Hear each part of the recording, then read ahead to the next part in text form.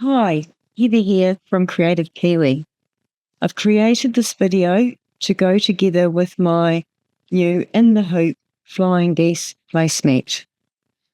Created the design in 6 different hoop sizes. So for those with a 4x4 hoop, you can make a 10-inch placemat. With the larger hoop, you can go up to a 25-inch placemat for the 9x9 size, which not only would make a beautiful centerpiece on your table, it would make a really lovely quilt centerpiece. Now, this video shows how I created the rainbow coloured version, but feel free to mix and match fabrics to suit. You could use this for all seasons, Christmas fabrics, Halloween fabrics, or just your favourite fabric colours. I've included quite a simple centerpiece, but you can actually add your own embroidery design into that centre if you prefer. Now, the design is made in multiple hoopings, but each part of this design is actually the same. So once you get the initial fabric placement, completely the same the whole way throughout. And I guess the beauty of embroidery machines is you know that each piece is pieced accurately. Not sure what it would turn out like if I tried to do this on my sewing machine. Anyway, let's get into it, and I'll just show you the steps included. Now, please read the written instructions, which has far more detail. This just shows you the actual steps taken to make the design. Now, for each hoop size, there are 3 files, and that's all that's needed for this design. So file A, you're going to stitch out once. File B, you're going to stitch 6 times. And file C, you're going to stitch lastly, which will join all the designs together, plus a centre. So my suggestion is decide on the hoop size you are using, and there will be 4 files, the 3 outside pieces in the centre. Only put 1 file on your machine at a time. This just will stop confusion. And always remember, it should always have the same hoop size. So if you're doing 5x5, all the files will start with 5x5. If you're doing 9x9, they will all start with 9x9. Right, with all of the hoopings, you're going to use 2 layers of water-soluble fabric type stabilizer. This is so you can remove the stabilizer at the end, and the fabric type is so it can take the satin stitch, the strength of the satin stitch. We use pins, and this just ensures there's no movement in the hoop, which gives you a nice, accurate stitch out. So we're going to go ahead and start with file A. So the first thing we do is stitch the outline of the segment onto the stabilizer.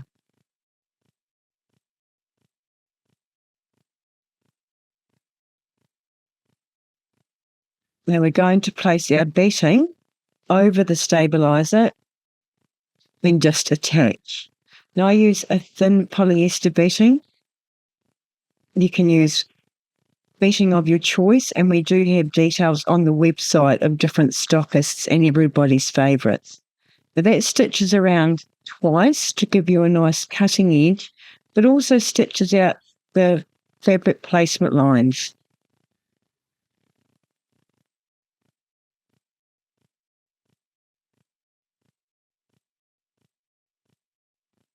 Now we cut away the excess batting, and there's quite a gap there between the actual outline of the design and the batting.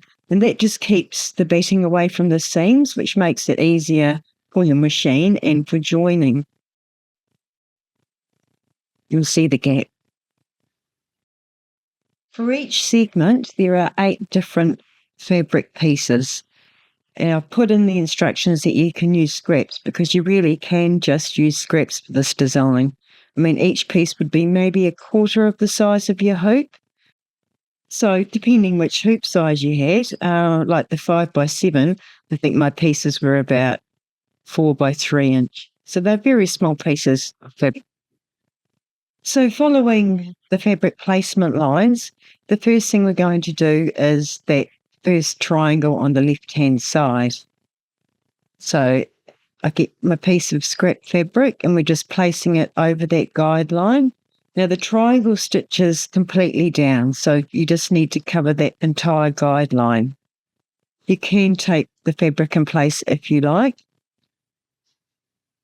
Off to our machine, and we're going to do our first stitch, which just attaches fabric piece 1. Now the triangles, we're using the flip and stitch method, so you want to cut away the excess fabric, but you do want to leave a little bit from a seam allowance, maybe 1/8 of an inch, because the 2 pieces of fabric over this will just be flipped back. You see, you get the white fabric and it will be flipped back. So do leave a small seam allowance there. Now you can tape your fabrics in place. With the smaller hoops, I don't tend to tape the fabric in place, but certainly with the bigger hoops you can, or if you prefer. So the next step is just going to attach that piece of fabric. Then we're going to flip it back over, and finger press, and then just stitch the next colour to attach it.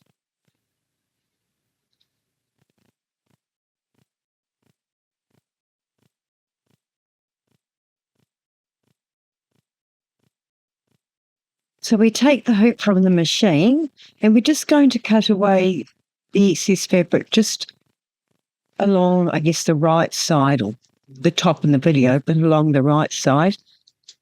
Now you can cut that closer to the edge because there is going to be a zigzag covering that downward line.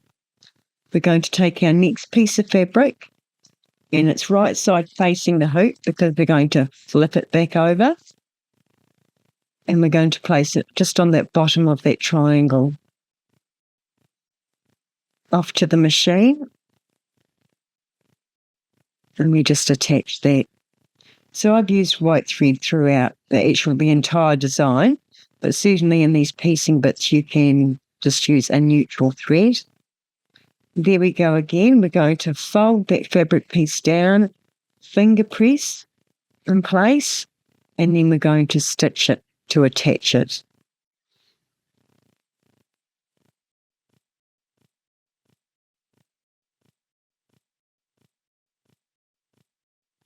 That's the first side piece done. Now, as I said before, these lines we're doing now are going to be covered by zigzag, so you can cut away the fabric close to the edge. It's just the 2 triangles that we use the flipping stitch and flip method.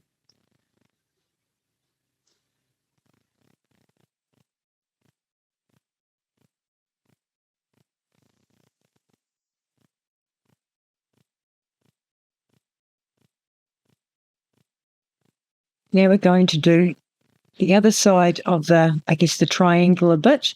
So we've got our triangle piece of fabric, and we're going to flip this piece. So we're just going to attach it right down the middle.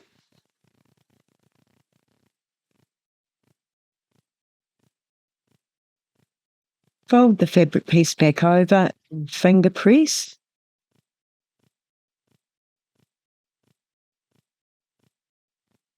And do the next stitch to stitch it down.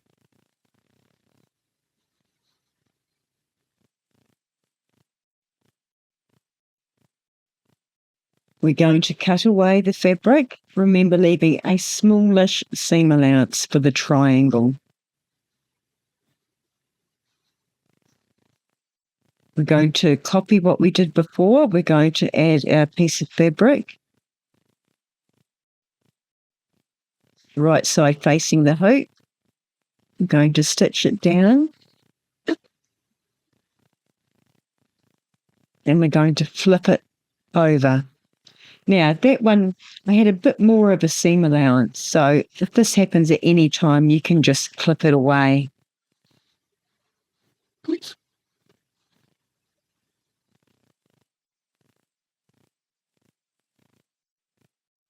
Do the finger press, and then we attach it.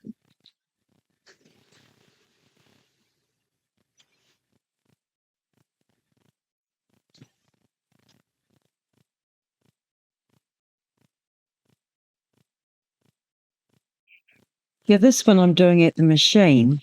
I'm just placing my fabric over that guideline in attaching.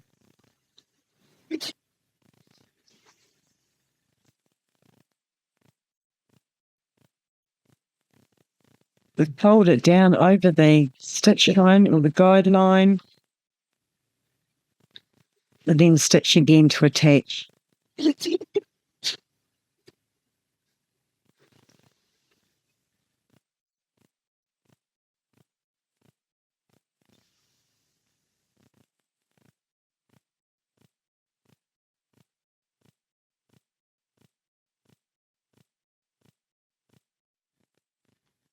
Now I missed taping it, but you can see I've cut away that excess fabric from the bottom edge. The next thing we're going to do is add our next lot of fabric. And as I say, you can have, I had matching colours, you can have different colours. You could make that last or that portion all one colour. It's up to you. But anyway, we've stitched the first piece. And we're just going to cut away the excess fabric. Again, these parts are going to be covered by a zigzag stitch, so you can just cut away close to the fabric edge.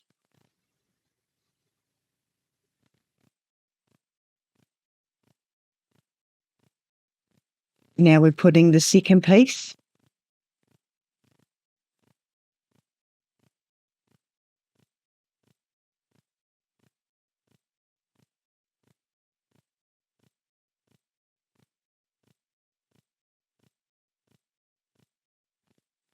Just going to cut away that excess.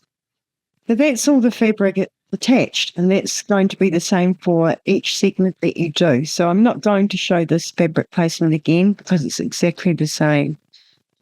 As with the next 3 stitches, so the first stitch that you do on the front of the hoop is a zigzag. That's just going to zigzag those raw edges along the bottom part. And then we're going to go up and do the quilting. So I have kept the quilting different colours, so you can choose to not quilt if you prefer. I think it makes a nice contrast. So you've got the line quilting along the sort of curved portion at the top. And then just on my white fabric, we've just got a more detailed quilting, which gives it a bit of texture. Now, if you had different fabrics there, you could use either a matching thread that matches both fabrics, or you can just use the clear monofilament thread that will still quilt the design but won't contrast against any major fabric. So there's the quilting. So it just gives it texture. Now, the next thing it's going to stitch is the satin stitch. Now, you can certainly skip the quilting, but you cannot skip this satin stitch edge. That's what's going to cover those raw edges and makes up part of the design. I've used white thread throughout the whole lot.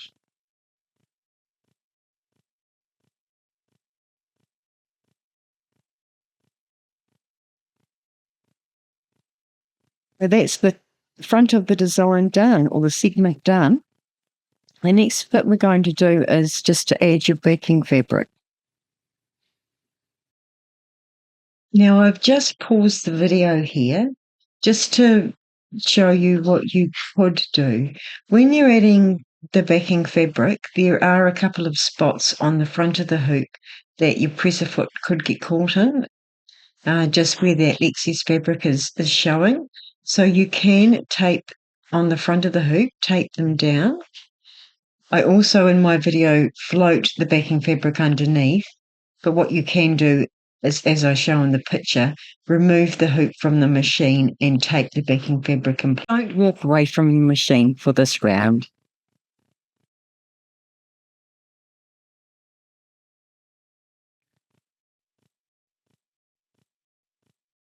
So now you see how I do it. I float the backing fabric under the hoop. So the right side of the fabric is facing the sewing machine, and I'm placing it underneath, but checking that I can see the fabric is under the hoop completely and not bunched up. And then I'm just stitching that round, which will attach the backing fabric. You can see I'm watching myself just to make sure that the fabric doesn't get caught up.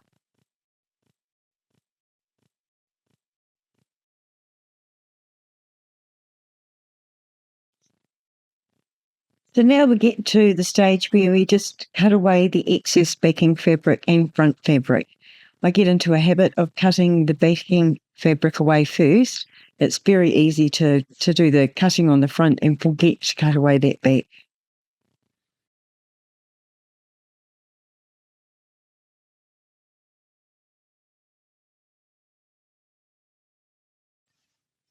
Right, we've nearly finished that segment. The last thing we need to do is take the hoop back to the machine and stitch the last round, which does a satin stitch edge along the top for part A.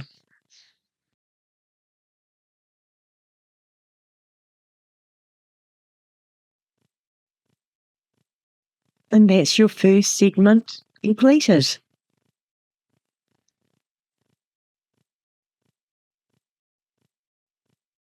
The last part for the segment is just to cut away the excess stabiliser. You'll do this on all of them. Now what you do is you can cut fairly close to the satin stitch edges.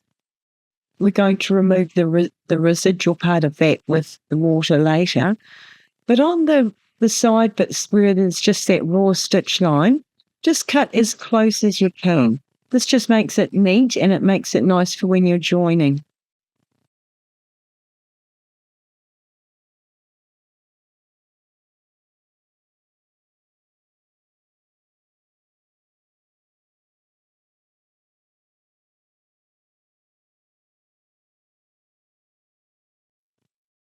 So the next thing is to now load file B, which is exactly the same as the file you've just stitched, but it's just got the extra satin stitch along the right-hand side, which is where we join. So by the magic of video, I have completed my second segment. I'm not going to go through all the fabric placement again because it's exactly the same as what we have just done.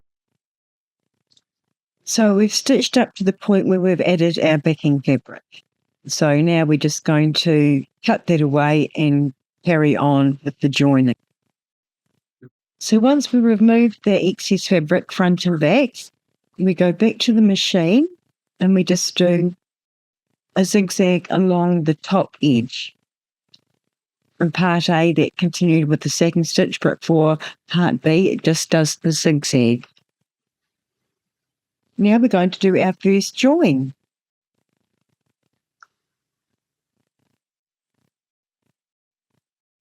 Now we're going to take our completed piece and put it along the right-hand side. Now you're going to match stitch lines and you've also got the satin stitch there to match. So you can see where the satin stitch goes on both pieces to get that nice and centrally aligned. And then you're just going to tape your piece in place.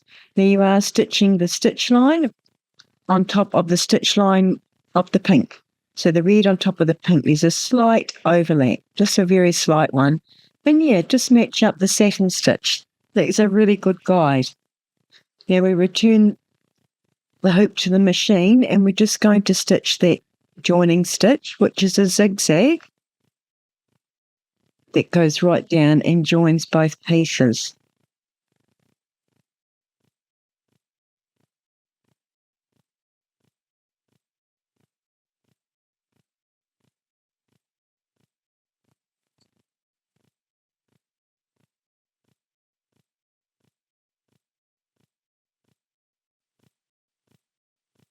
Now have a look to make sure that you have, in fact, the zigzag has covered both sides. If it hasn't, I'm afraid you have to do the join again. But if it has, you're all good to go. And now you're just going to complete the final stitch of this segment or file, which is the satin stitch covering.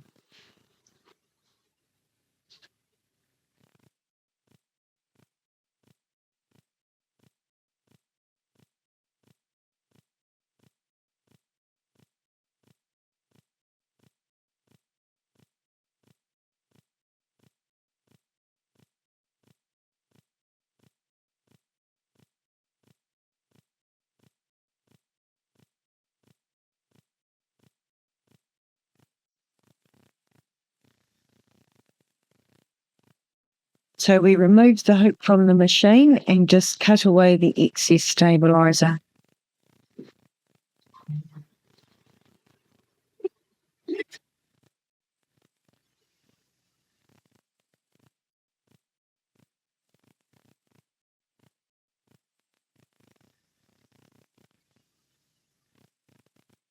So close to the edges on the satin stitch, but on the side, just cut as close as you can to that stitch line, because you can see it makes it easier for the next join.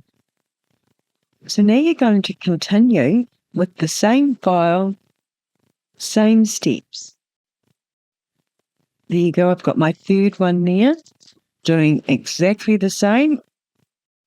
I'm placing my completed pieces on the same side against the same line, matching the satin stitches and the stitch lines, and doing the join.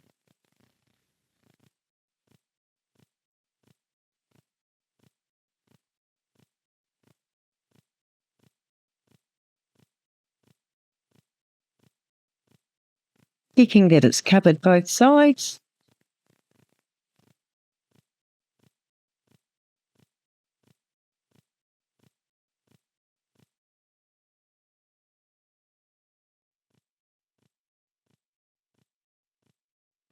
Now you're just going to continue on with that same file and carry on and do another 4 segments. So you can see here, I've got the blue one, segment 4. Segment 5 was the aqua colours. Then we've got segment 6 with the green, and the last one on that file was the yellow with segment 7. So now, because it is the last joining portion of that circle, we're going to change to file C.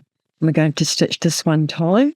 Exactly the same as before. The difference is it's got that satin stitch on both sides, so it's joining on both sides. So I've done my last piece as before. I've cut away all the excess fabric and done my zigzag. Now I'm going to do the second to last join. Now it's the same as all the others previously. You're just joining up or matching up the satin stitch in the stitch line. And you're just doing exactly the same as you have on the previous files. You just keep the other side out of the way in the meantime. You just do one join at a time. So off to the machine, do the joining stitch.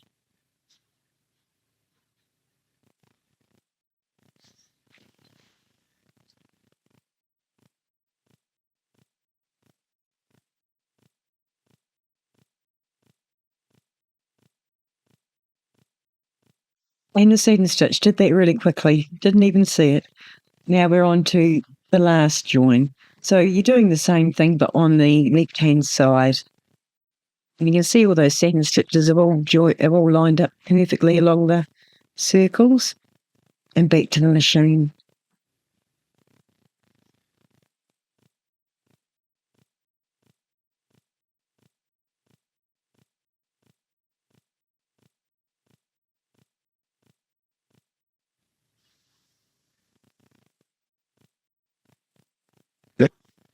And like magic, it'll do that final satin stitch which joins or covers both sides of the join. Yes.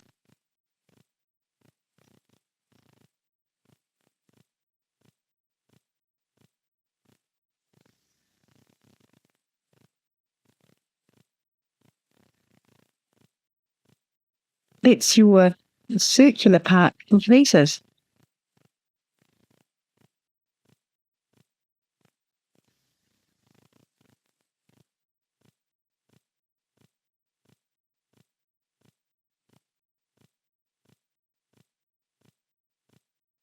So just remove all that stabiliser from the edges.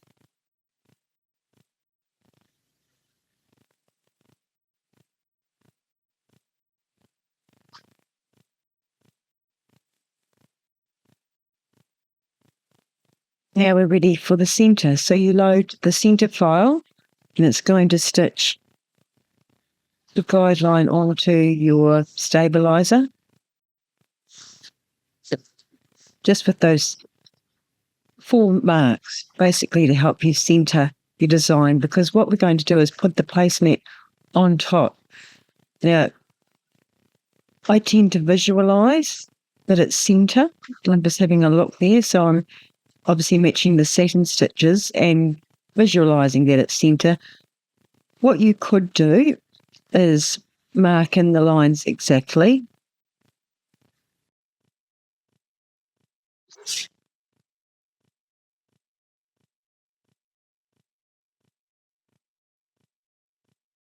Then you could measure the exact distances on both sides.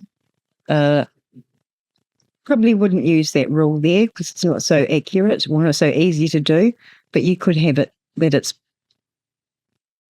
your placemat is central from the middle on both sides. As I say, I visually do it. And then I'm just taping in place and I'm off to the machine. Now this one, you will see I stop and start. So it starts just to the left of the centre and it's stitching, there is a gap. You'll see as I get further down, there is a gap.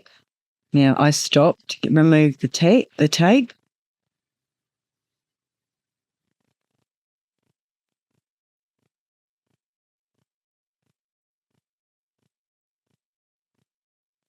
I don't like stitching over tape. I know you can, but I think it gets the needle gunky. So I'm just slowly stopping and starting my way right round. And you can see there, because I've got the black cotton, you can see that it's stitching inside of that centre. This is just that if you've got any edges that aren't even quite joint together nicely, this one's giving you like a second chance, a bit of wriggle room. So now that we will have our centre exactly perfect.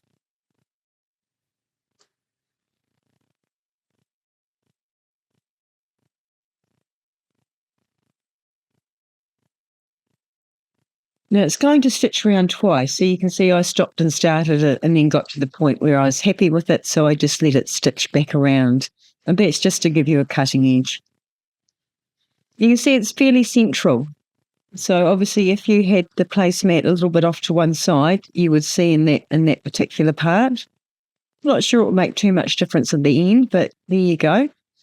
Now what we're doing is we're cutting away, and you do need your sharp scissors here.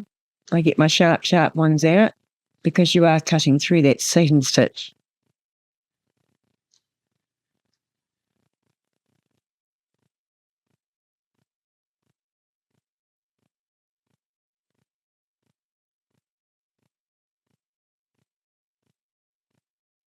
Now we're just cutting that away from the edge so that you can put your batting. So we're going to put the batting over this centre, and it's just going to attach that batting inside so that you're not stitching on that stitch line again. It's actually stitching inside the area. You'll see there's a gap when we cut away the batting.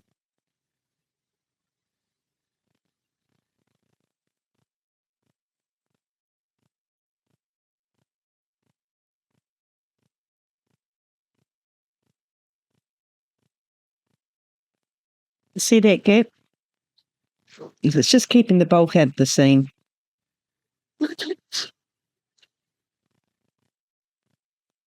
Nearly there.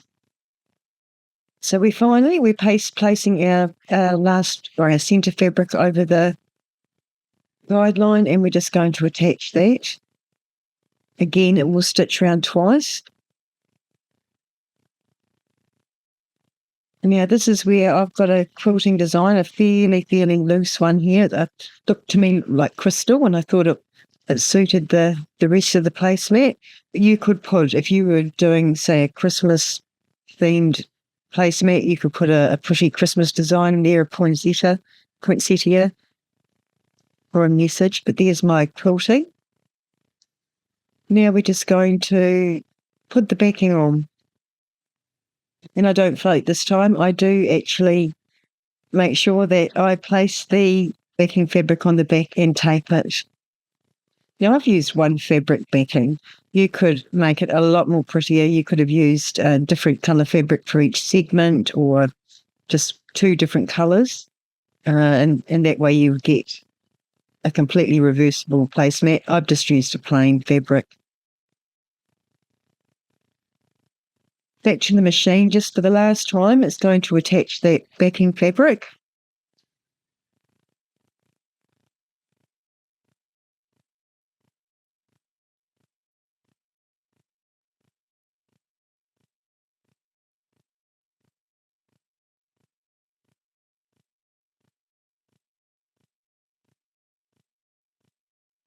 Going to do the final lot of cutting away the excess fabric.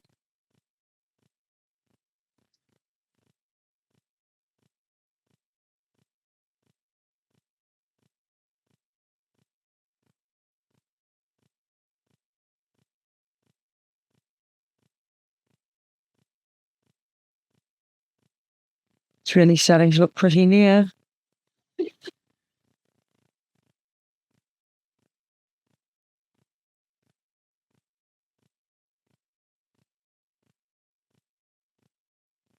And for the last time, back at the machine, and that will just do a zigzag round and do the final satin stitch edge.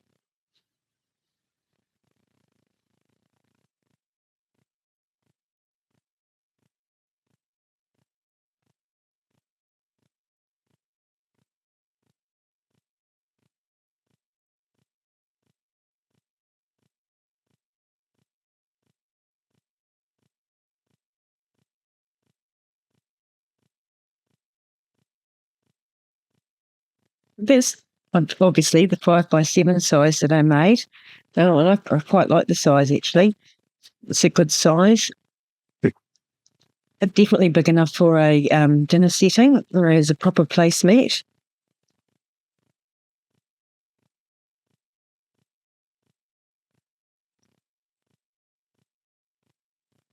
Now we're just going to remove the water or traces of the water-soluble stabiliser.